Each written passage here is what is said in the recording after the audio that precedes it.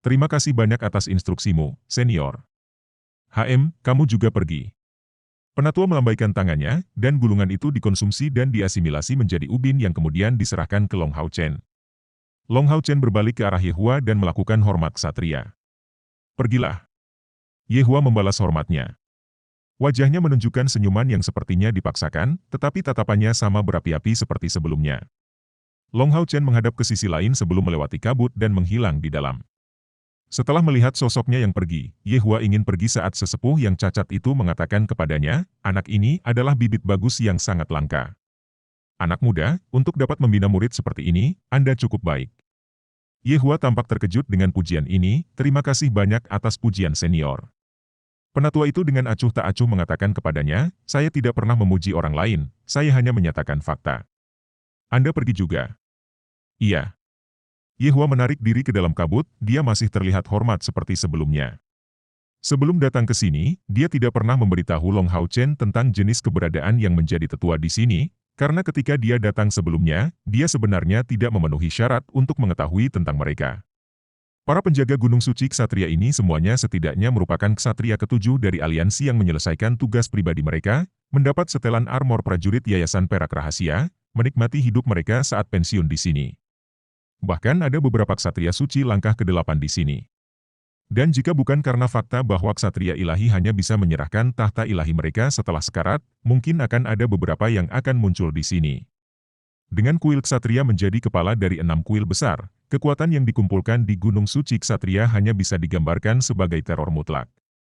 Kecuali dari ksatria ilahi, tidak ada yang tahu berapa banyak ksatria tangguh yang terkandung di pegunungan ini. Namun, tidak peduli dari mana seseorang masuk, dia akan selalu bertemu dengan seorang wali segera setelah memasuki gunung. Tetua yang muncul pada saat itu tampak cukup lemah, dia masih setidaknya pembangkit tenaga listrik langkah ke-7. Meskipun dia cacat, bahkan Yehua bersama dengan Gui Yin tidak mungkin bisa menjadi tandingannya. Selain itu, luka dan kelainan bentuk di tubuhnya disebabkan oleh pertempuran melawan ras iblis. Bisa dikatakan bahwa penjaga Gunung Suci semuanya adalah pahlawan sejati. Bahkan jika 3 ksatria ilahi dari kuil ksatria muncul, mereka harus memberi hormat pada tetua yang pantas dihormati ini. Mereka adalah kebanggaan sekaligus kemuliaan kuil ksatria. Jadi, bahkan fenomena aneh seperti Yehua penuh hormat saat menghadapi tetua yang mereka temui sebelumnya. Kamu juga keluar, kakak Yehua? Sepertinya muridmu ini masih sangat muda. Ksatria muda seperti itu benar-benar hal yang langka. Aku ingin tahu apa pangkatnya saat ini sebagai ksatria. Gui Ying belum pergi, dan melihat Yehua yang baru saja muncul di hadapannya, dia bertanya dengan nada serius. Yehua menjawab dengan suara dingin, apa hubungannya denganmu? Gui Ying tertawa terbahak-bahak, secara alami itu tidak ada hubungannya dengan saya. Hanya saja, kita harus menunggu di sini sebentar, jadi bagaimana kalau kita bertaruh? Antara muridmu dan putraku ini, siapa yang akan mendapatkan binatang ajaib peringkat tertinggi sebagai tunggangan? Jika saya menang, saya bahkan tidak akan mengganggu Anda, biarkan saya memberikan tamparan yang bagus seperti pada masa itu. Jika Anda menang, sebagai pecundang, saya akan memberi Anda 3.000 koin emas, bagaimana dengan itu? Nilai pembelian koin emas sangat tinggi. Dengan 3.000 koin emas, dia akan dapat membeli peralatan sihir yang cukup bagus. Yehua dengan dingin menatapnya, kalau begitu mari kita tunggu sampai kompetisi seleksi perburuan iblis dan kemudian bertaruh. Bagaimanapun, tunggangan tidak dapat memutuskan segalanya. Mari kita bandingkan peringkat mereka selama kompetisi seleksi perburuan setan, maukah kamu berani? Jika saya menang, saya tidak ingin koin emas Anda, biarkan saya memberikan tamparan. Gui Ying menunjukkan ekspresi dingin, kamu masih sombong seperti sebelumnya. Lihatlah usia murid Anda, bagaimana anak muda seperti itu bisa berpartisipasi dalam kompetisi seleksi perburuan setan? Ini sangat konyol.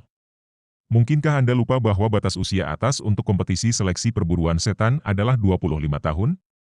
Yehua dengan acuh tak acuh menjawab, yang harus Anda lakukan adalah memberi saya jawaban Anda, apakah Anda berani atau tidak? Murid Gui Ying menyusut, saya berani, apa yang perlu ditakuti? Saya awalnya juga ingin Gui Wu berpartisipasi dalam seleksi dan kompetisi perburuan setan ini untuk meredam dirinya sendiri. Dia akan berpartisipasi dalam seleksi dan kompetisi perburuan setan pada usia 23 tahun dan memukau dunia. Putraku sudah menjadi ksatria peringkat ke-8, jadi dia bahkan mungkin bisa berjuang untuk mencapai fase terakhir kompetisi sebelum menjadi pemburu iblis. Yehua berkata, mari kita tunggu saat itu. Basuh wajahmu untuk saat itu, aku tidak ingin tanganku kotor. Kulit Guiying berubah, tapi dia tidak berani gegabah di sini. Mereka berada di wilayah Gunung Suci, jadi jika para penjaga bertindak, posisinya sebagai kepala balai kota Xiu tidak akan cukup untuk memaafkannya. Long Hao Chen melangkah ke dalam kabut. Merasakan atribut cahaya di sekitarnya menjadi semakin padat, itu memberinya perasaan nyaman yang tak terlukiskan. Jauh di dalam, bahkan jika dia berhasil menemukan teman binatang ajaibnya lebih awal, dia masih ingin tinggal di sini selama 30 hari. Bagaimanapun, dia dapat dengan jelas merasakan bahwa kecepatan sirkulasi energi spiritual internalnya berlipat ganda di sini, tidak jauh lebih sedikit dibandingkan ketika dia bermeditasi. Dalam keadaan ini, dia akan memperoleh setidaknya 3 atau 4 tingkat energi spiritual setiap hari. Berjalan ke depan, dia tiba-tiba berhenti. Melihat pemandangan di depan matanya, sepertinya dia sudah melewati kabut, karena pemandangan ini menjadi jauh lebih berbeda.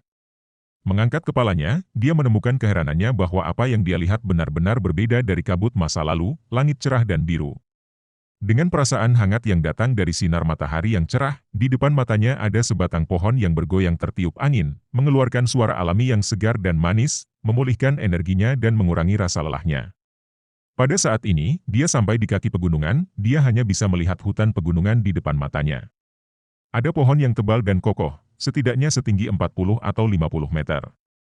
Ada banyak jenis pohon di hutan pegunungan yang beragam ini, dan tidak ada satupun jalan yang lurus. Memegang Radiant Shield di tangan kirinya, mencabut pedang yang berat dengan tangan kanannya, dan mengepalkan ubin berwarna hitam dengan gagang pedangnya, dia siap untuk bereaksi terhadap keadaan apapun. Wus, sosok berwarna kuning muncul di depannya, itu adalah binatang ajaib spesies monyet. Itu bersembunyi di dekat pohon, tetapi menyeringai saat melihat Long Hao Chen sebelum berbalik dan melarikan diri. Sungguh susunan magis yang ajaib. Long Hao Chen menghela nafas dengan keras.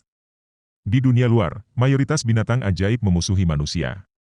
Dalam 8 dari 10 kasus, mereka akan segera mengambil inisiatif untuk menyerang saat bertemu dengan manusia. Mereka lebih ramah di sini, karena pengaruh susunan magis kuil ksatria dan aura suci yang dipancarkannya. Gunung Suci Ksatria benar-benar tempat yang ajaib. Menurunkan kepalanya untuk melihat tanda di tangannya, dia melihat kilatan berwarna oranye, melambangkan bahwa binatang ajaib ini berada di peringkat ketiga. Tanpa penundaan, Long Hao Chen maju dan memasuki hutan pegunungan. Sebuah suara dipancarkan saat mantel cahaya ilahi, pertahanan yang kuat dilepaskan, menyelimuti dia di dalam. Saat dia maju ke depan, dia dengan hati-hati mengamati sekelilingnya. Ye Hua memberitahunya sebelumnya bahwa setelah memasuki Gunung Suci Ksatria, jika dia ingin mencapai tujuannya, hal pertama yang harus dia lakukan adalah mendaki gunung dan maju menuju bagian dalam Gunung Suci. Saat mendekati pusat, binatang ajaib yang akan dia temui akan lebih kuat. Vegetasi di hutan pegunungan ini sangat lebat, sampai-sampai Long Hao Chen harus menggunakan pedangnya yang berat untuk menerobos dengan cepat. Setelah setengah jam bekerja, dia akhirnya mendaki ke puncak gunung pertama. Di jalan, dia juga bertemu beberapa binatang ajaib, tetapi mereka semua berperingkat rendah, paling banyak binatang ajaib langkah ketiga atau keempat. Setelah melihatnya, makhluk ajaib ini tidak menunjukkan keinginan untuk mendekatinya. Saat mendaki gunung, pemandangan di depan matanya tiba-tiba menjadi jelas dan terbuka, dan setelah terus naik turun pegunungan ini, dia menghormati pemandangan ini. Itu adalah lautan berwarna hijau, dan dari puncak yang jauh, beberapa pohon tampak sangat tinggi. Bahkan dari posisinya saat ini, mereka bisa terlihat dengan jelas.